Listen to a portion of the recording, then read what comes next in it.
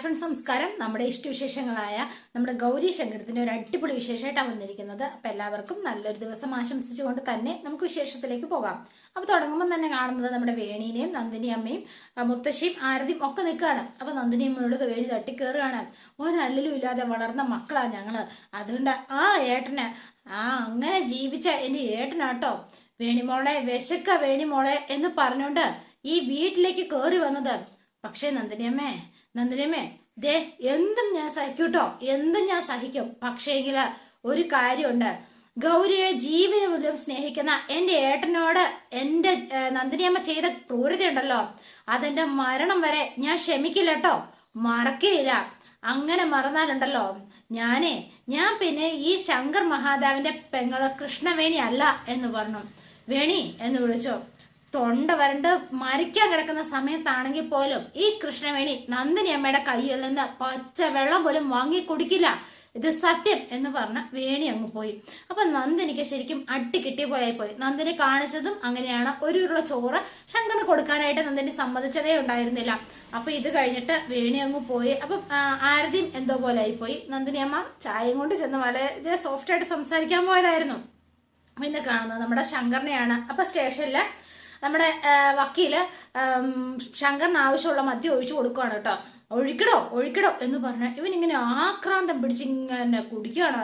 അപ്പൊ ഇത് കണ്ട് മഹാദേവൻ ഇങ്ങനെ ലാസ്റ്റ് കുപ്പി ഇങ്ങനെ തട്ടിപ്പറിക്കാനായിട്ട് തുടങ്ങിയപ്പോഴത്തേനും അത് വേണ്ടട്ടോ, അത് വേണ്ട, കറക്റ്റ് അളവിനുള്ളത് ഈ ഞാൻ തന്നോളാം എന്ന് പറഞ്ഞു. അപ്പൊ വേഗം തന്നെ ശങ്കര താൻ ആരാടോ, നീ ചോരങ്ങാട്ട് നമ്മുടെ വക്കീലല്ലേ, അല്ലാതെ താൻ അവിടുത്തെ ചോരങ്ങാട്ടെ പണ്ടത്തെ ഒഴുപ്പുകാരനൊന്നും അല്ലല്ലോ. അല്ല എന്ന് പറഞ്ഞു. എന്നെ താൻ ഇങ്ങോട്ട് താടോ എന്ന് പറഞ്ഞു. ആ കുപ്പി ഫുള്ളായിട്ട് ശങ്കർ അങ്ങ് മേടിച്ചു കേട്ടോ. അപ്പൊ മേടിച്ചിട്ട് എന്റെ കുട്ടിശങ്കര താൻ എന്താണ് കാണിക്കുന്നത്, ആ കുപ്പി അങ്ങ് വാങ്ങടോ എന്ന് പറഞ്ഞു മഹാദേവൻ. കുപ്പിയാ തൊട്ടാലുണ്ടല്ലോ വക്കീലെ, ദേ വക്കീലെ തന്നെ ഞാൻ വച്ചേക്കില്ല എന്ന് പറഞ്ഞു. അപ്പൊ മഹാദേവൻ ഇങ്ങനെ നോക്കിയിട്ട് എടാ എന്താടാ ഈ കാണിക്കുന്നത് എന്ന് ചോദിച്ചു മഹാദേവൻ. കൊള്ളാലോ, ഞാൻ കുടിക്കണ കണ്ടിട്ട് എന്റെ പുന്നാര അച്ഛനങ്ങ് സഹിക്കാൻ പറ്റണില്ല അല്ലേ, അച്ഛന് സഹിക്കണില്ല അല്ലേ. എന്റെ അച്ഛ ഇതൊന്നും എന്റെ അച്ഛ സഹിക്കാൻ പറ്റില്ല എന്ന് എനിക്ക് നന്നായി അറിയാം. പക്ഷെ ഒരു കാര്യമുണ്ട് കേട്ടോ അച്ഛ, അച്ഛന്റെ മോൻ കുട്ടി ശങ്കരനെ ഈ അവസ്ഥയിലാക്കിയത് ആരാണെന്ന് പറ എന്ന് പറഞ്ഞു. അപ്പൊ മഹാദേവൻ മിണ്ടുന്നില്ല. ശങ്കർ ബായ് എന്ന് പറയുന്ന എന്നെ ഈ പരുവത്തിലാക്കിയപ്പോ എന്റെ അച്ഛന് ചാരങ്ങാട്ട് മഹാദേവന് ഭയങ്കര സന്തോഷമായല്ലോ അല്ലേ എന്ന് ചോദിച്ചു. അപ്പൊ എന്നിട്ട് ഇവൻ അട്ടഹസിച്ച് ഇങ്ങനെ ചിരിക്കണം. എന്നിട്ട് വീണ്ടും കുടിക്കുന്നു, പിന്നെയും ചിരിക്കുന്നു. ഇത് കണ്ട മഹാദേവൻ ആകെ പേടിയായി. ഇതെന്ത് പറ്റി ഇവനെന്ന് ഇങ്ങനെ ആയി പോയത് എന്നൊക്കെ ഇങ്ങനെ ആലോചിക്കുകയാണ് ആള്. പക്ഷെ എങ്കിലും ഒന്നും പറഞ്ഞിട്ട് ഒരു കാര്യമില്ല, ഒന്നും ഏക്കുകയില്ല എന്ന് മനസ്സിലായി. എന്താ ചെയ്യേണ്ടത്? പുള്ളി ഇങ്ങനെ കണ്ണിങ്ങനെ പൊത്തിപ്പിടിച്ചിങ്ങനെ നിൽക്കുകയാണ് മഹാദേവൻ. പിന്നെ കാണുന്നത് നമ്മുടെ വേണീനെയാണ്. വേണി ഇങ്ങനെ ആലോചിച്ചുകൊണ്ടിരിക്കുകയാണ്. അപ്പൊ മുത്തശ്ശി അങ്ങോട്ടേക്ക് വന്നു. മുത്തശ്ശി അങ്ങോട്ടേക്ക് വന്നിട്ട് വേണിയുടെ ഇരിപ്പ് കണ്ടിട്ട് മോളെ നീ എന്താ വേണി മോളെ ഇങ്ങനെ എന്ന് ചോദിച്ചു. അപ്പൊ വേണിമോക്ക് മുത്തശ്ശിയെ ഭയങ്കര ഇഷ്ടമാണ് കേട്ടോ. മുത്തശ്ശി സപ്പോർട്ട് ചെയ്തു. എനിക്ക് മുത്തശ്ശിയോട് ഒരു പിണക്കവും ഇല്ല കേട്ടോ എന്ന് പറഞ്ഞു. മുത്തശ്ശിയോട് മാത്രമല്ല ആരോടും പിണങ്ങാൻ പാടില്ല കേട്ടോ എന്ന് പറഞ്ഞു. അപ്പൊ മുത്തശ്ശി ഇങ്ങനെ നോക്കി എന്നിട്ട് ഒരു കുടുംബത്തില് 1008 പ്രശ്നങ്ങളൊക്കെ ഉണ്ടാവും. പക്ഷെ അതിന്റെ പേരില് കുടുംബത്തിലുള്ളവരുടെ ഒത്തൊരുമ നഷ്ടപ്പെട്ട പിന്നെ ആ കുടുംബം ചിന്ന ഭിന്നമായി പോകുന്നു പറഞ്ഞു കേട്ടിട്ടില്ലേ മോള് എന്ന് ചോദിച്ചു. നമ്മുടെ കുടുംബത്തില് അങ്ങനെ സംഭവിക്കാൻ പാടില്ല വേണിമോളെ എന്ന് പറഞ്ഞു. അപ്പൊ വേണിമോൾ ഇതെല്ലാം കേട്ടു. നന്ദിനി അമ്മ അടുക്കള നിൽപ്പുണ്ട്. ക്ഷമിക്കേണ്ടത് ക്ഷമിക്കാനും മറക്കേണ്ടത് മറന്നു കളയാനും നമ്മൾ പഠിക്കണം, എങ്കിലേ ജീവിതം മുന്നോട്ട് പോകൂ എന്ന് പറഞ്ഞു. അപ്പൊ നോക്കി എന്നിട്ട് നന്ദിനി എന്ന് വിളിച്ചു. അപ്പൊ നന്ദിനി കേൾക്കാൻ കാത്തു നിൽക്കുന്ന പോലെ എന്താമ്മേ എന്ന് ചോദിച്ചു. നീ ഇങ്ങ് വന്നേ. അപ്പൊ വേഗം തന്നെ എന്താ പറയാ വേണിക്കെടുത്ത് വെച്ച ആ ചായ ആയിട്ടാണ് നന്ദിനിയും ആരതിയും കൂടെ അങ്ങോട്ടേക്ക് ചെല്ലുന്നത്. അവിടെ ചായ ഇങ്ങനെ തന്നേ എന്ന് പറഞ്ഞു മുത്തശ്ശി. അപ്പൊ പറഞ്ഞു വേണ്ടമ്മേ ഞാൻ കൊടുക്കാം എന്ന് പറഞ്ഞ വേഗം തന്നെ ആ ചായ എടുത്ത് നമ്മുടെ വേണിയുടെ ഫ്രണ്ടിലേക്ക് വെച്ചു കൊടുക്കുകയാണ് കേട്ടോ.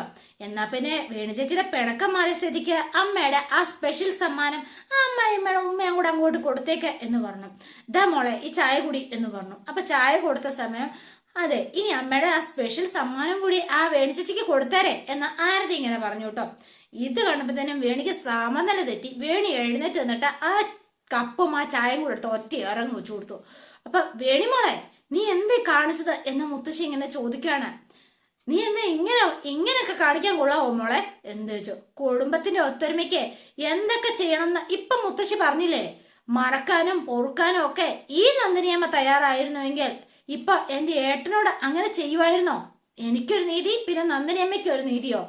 പിന്നെ ദയവ് ചെയ്ത നന്ദിനിയമ്മ ഇനി എന്നോട് സ്നേഹം കാണിക്കരുത്, ആ സ്നേഹം എനിക്ക് ആവശ്യമില്ല എന്ന് വേണി കട്ടായം പറഞ്ഞു.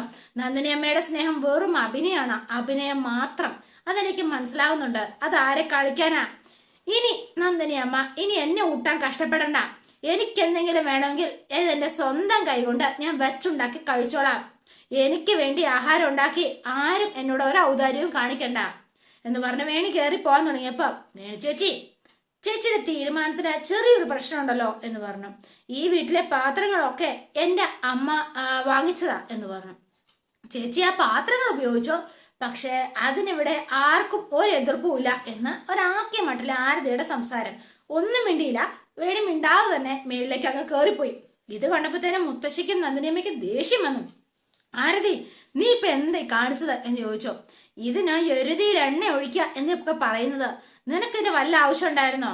അതെ അതെ, അമ്മയോട് ഞാൻ വേണ്ട വേണ്ട എന്ന് വെച്ചത് തന്നെയാ. പക്ഷേങ്കില് അതുകൊണ്ടാ ഞാൻ പറഞ്ഞത്, അങ്ങനെ വേണി ചേച്ചിയെ ജയിക്കാൻ വിട്ടാലേ അവര് തല കയറി നിറങ്ങും എന്നുള്ള മട്ടില് ആരതി സംസാരിച്ചിട്ട് അങ്ങ് പോയി. ഇവളെയൊക്കെ എന്ത് ചെയ്യും?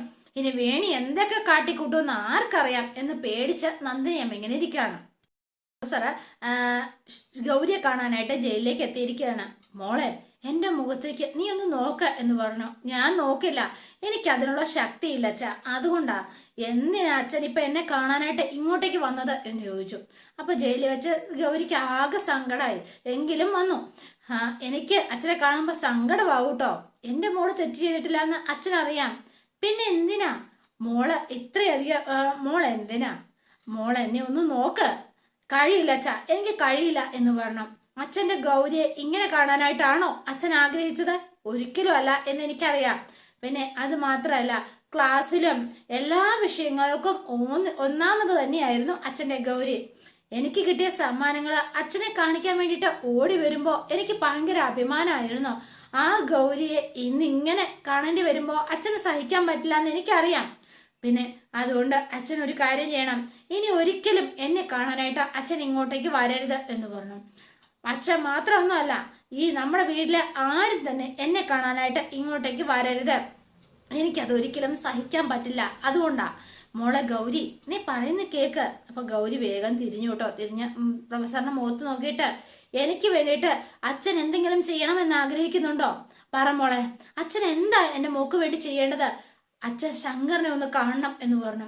ശങ്കറിനോട് ഇങ്ങനെ കുടിച്ച് നശിക്കരുത് എന്ന് ശങ്കറിനോട് അച്ഛനൊന്ന് പറയണം. അത്ര മാത്രമേ എനിക്ക് വേണ്ടോ? അച്ഛൻ പറഞ്ഞാല് ശങ്കർ എന്താണേലും അനുസരിക്കും, അതെനിക്കറിയാം. അതുകൊണ്ട് എനിക്ക് വേണ്ടിയിട്ട് അച്ഛൻ അത് മാത്രം ഒന്ന് ചെയ്തു തന്നാ മതി എന്ന് പറഞ്ഞു. അപ്പൊ അതെ, എന്റെ ശങ്കർ ഇങ്ങനെ നശിക്കുന്നത് എനിക്കിങ്ങനെ കാണാൻ പറ്റില്ല അച്ഛാ, അതുകൊണ്ടാ. മോളെ, നീ വിഷമിക്കാതെ, ഞാൻ ശങ്കറിനെ കാണാം, ഞാൻ സംസാരിക്കാം, നീ ഇങ്ങനെ വിഷമിക്കല്ലേ എന്ന് പറഞ്ഞു. ഇന്ന് DYSP എന്നെ ചോദ്യം ചെയ്യാനായിട്ട് വരും. ഹരണി മാഡം 10 മണിക്ക് സൂപ്രണ്ടിന്റെ റൂമിൽ ഹാജരാകണം എന്നാ പറഞ്ഞിട്ടുള്ളത്.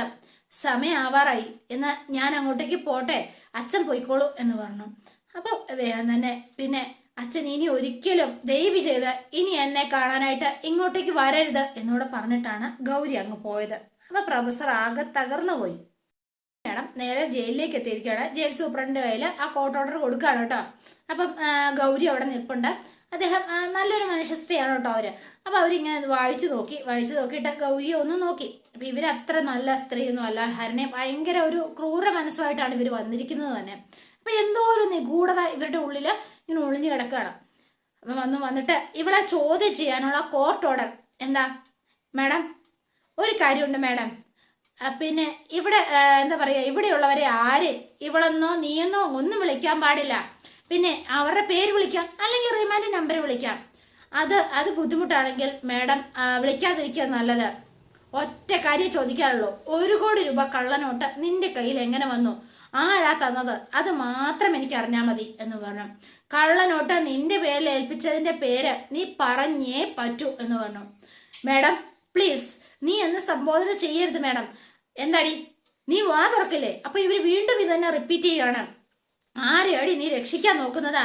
മര്യാദയ്ക്ക് നീ ആ പേര് പറഞ്ഞോ എന്ന് പറഞ്ഞോണ്ട് ഇവളെ കയറി അങ്ങ് പിടിച്ചു. എന്നിട്ട് അടിക്കാനായിട്ട് തുടങ്ങുവാണ്.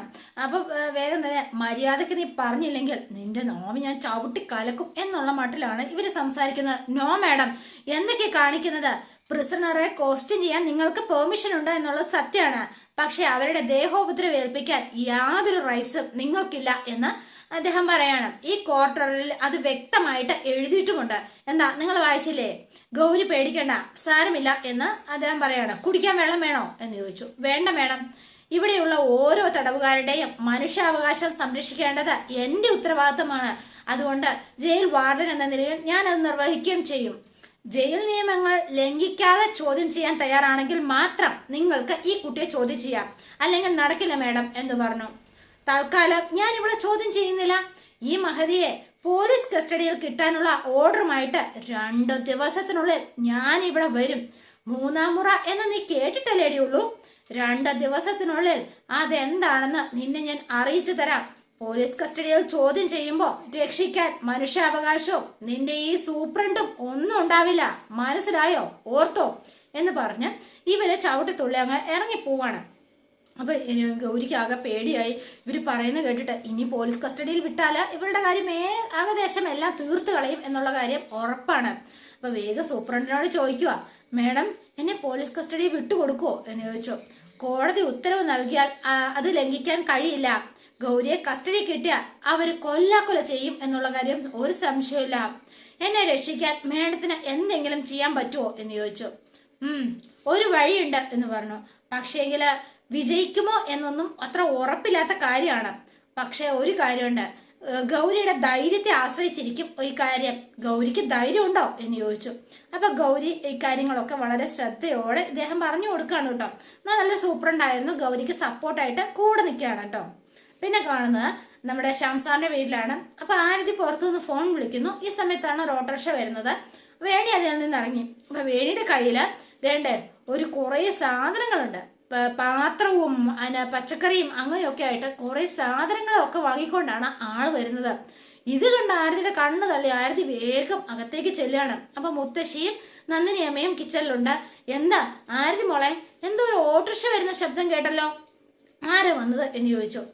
മുത്തശ്ശി സംശയിക്കണ്ട, ആ ഓട്ടോറിക്ഷ വന്നതേ ഇങ്ങോട്ട് തന്നെയാ വന്നത്, മുത്തശ്ശിയുടെ വേണിമോളും എന്ന് പറഞ്ഞു. വേണിമോളോ?